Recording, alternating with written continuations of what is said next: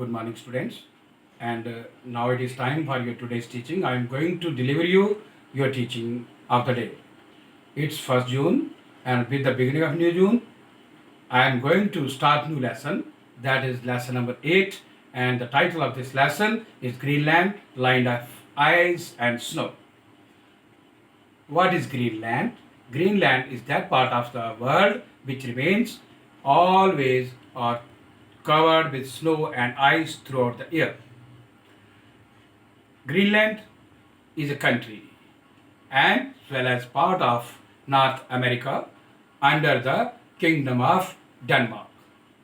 It's an autonomous country and it is politically and culturally associated with European countries.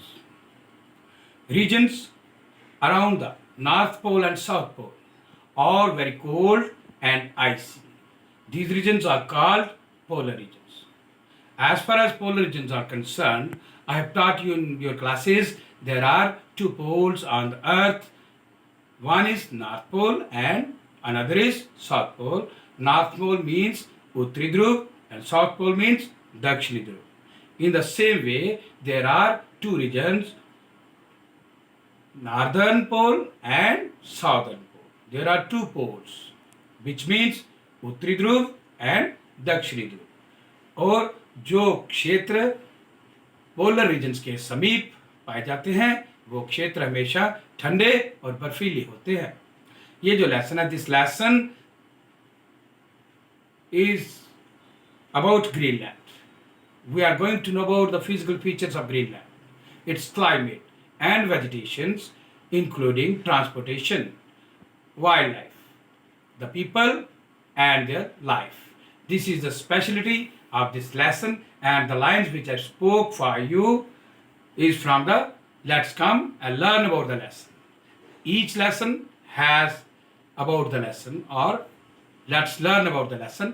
This is very crucial part of the lesson and I suggest you all to read always this part of the lesson. 3. As you know, my try always remain to give you understanding in Hindi also. It is for all the students who have not yet understood the words which I spoke for you about the lesson, and it is a Hindi version from my side for all the students to understand clearly and properly. The Greenland, जहाँ तक Greenland का संबंध है, ये एक देश है, ऐसा देश है जो कि उत्तरी अमेरिका का भाग है और ये एक ऑटोनॉमस कंट्री है। ऑटोनॉमस कंट्री होता है आज़ाद मुल्क, यानी कि फुल पावर्स जिसके पास होती हैं, जिसका किसी दूसरे देश का कोई भी दखलंदाजी नहीं होती है और वो इंडिपेंडेंटली वो फंक्शन करता है, दैट इज कॉल्ड ऑटोनॉमस। और इतनी सी बात है कि ये डेनमार्क के अंतर्गत, डेनमार्क के किंगडम के अंतर्गत ये देश चलता है, बट ऑटोनॉमस है और सांस्कृतिक और राजनीतिक स्तर पर ये यूरोपियन देशों के साथ जुड़ा हुआ देश है। ये एक ऐसा प्रदेश है जो पूरा वर्ष बर्फ के साथ ढका रहता है और ये ठंडे प्रदेश के तौर पर जाना जाता है। जो क्षेत्र उत्तरी ध्रुव और दक्षिणी ध्रुव के करीब आते हैं, ऐसे क्षेत्र हमेशा ठंडे एवं बर्फीले होते हैं और इन्हें हम पोलर रीजन्स कहते हैं। Regions around the north pole and south pole are very cold and icy. These regions are called polar regions. Polar means ध्रुवीय क्षेत्र।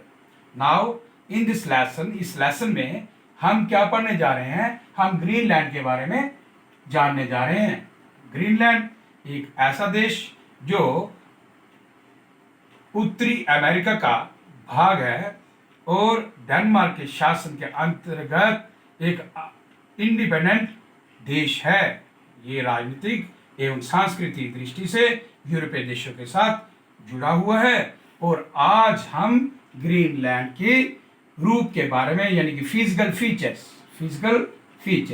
इसके रूप कैसा है, आकृति कैसा है, ग्रीनलैंड नक्शे में दिखता कैसे है, भूमि कैसी है इसकी, इसका जलवायु कैसा है और यहाँ की वनस्पतियाँ क्या क्या हैं, यहाँ की वेजिटेशंस क्या क्या है, और इसके साथ साथ यहाँ की ट्रांसपोर्टेशन यानी कि यातायात, वाइल्ड लाइफ वन्य जीवन यहाँ का कैसा है, यहाँ के जीव जंतु पशु पक्षी इत्यादि किस प्रकार के होते हैं, वहाँ के लोग कैसे होते हैं और उनका जीवन कैसा होता है, उनका जीवन का जीने का तरीका कैसा होता है, ये सारी बातें अब मैं इस लेसन में आपको समझाने जा रहा हूँ।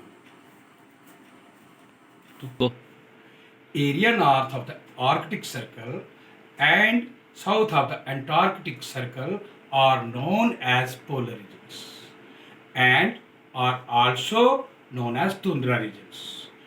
Means areas of ice and snow. They are the icy regions of the land, and it lies in the northern polar regions beyond the Arctic Circle. Beyond the tundra region lies under the perpetual snow called polar ice cap region. In northern hemisphere, tundra region lies, and in the southern hemisphere, the entire continent of Antarctica has permanent ice and snow. The lines which I speak just now, I am going to translate those in Hindi for better understanding. Without understanding, one cannot learn anything. Understanding is very important for everyone. And if one can understand the things easily and keep them in mind, then he can translate these lines very easily without putting pressure over the minds. This, the area north of the Arctic Circle and south of the Antarctic circle, यानी कि वो क्षेत्र जो Arctic circle के उत्तर में है और वो क्षेत्र जो एंटार्क्टिक सर्कल के दक्षिण में है, इन्हें हम पोलर रीजन्स कहते हैं. These regions are called polar regions and इनको हम टुंड्रा रीजन्स भी कहते हैं. टुंड्रा रीजन्स का अर्थ होता है हिम प्रदेश.